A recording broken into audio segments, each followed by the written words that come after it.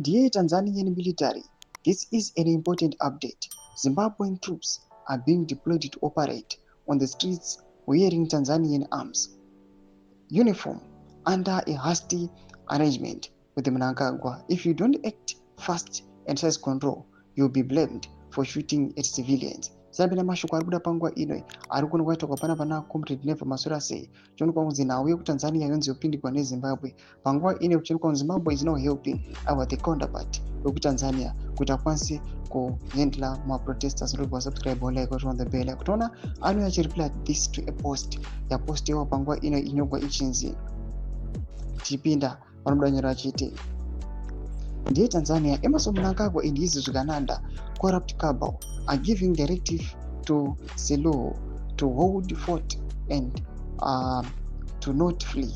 They have deployed Zim intelligence operatives and promised deployment of special regiments from the Zimbabwe National Army to quash protests. Ndo mashoko kuda panguva ino azuva achireply wapanapa awana Masura sei panguva ino achiti aiwa maTanzanians ngavatomira zvavo nepower, they must resist. Ndoda kuti kuna vanhu vari kubva kuZimbabwe maforces atopinda mastreets achibata vakomana vese maprotesters but vakapfeka mauniforms emutanzania. Mashoko ari kuda panguva ino atikona kuti ichokwadi here ichi after panguva ine vamwe vari kuzvibhelieve anoda kuti kunokonzi some of the people vanokwa kunzi vari part of the government vakaita sana Wikinochivhayo vapasangana nguva vabvako ndipo kuTanzania vachinoita some businesses avaita ava the Tanzanian counterpart. Tudzai mafungiro enyu muri kudii pamusoro pechiitiko ichi.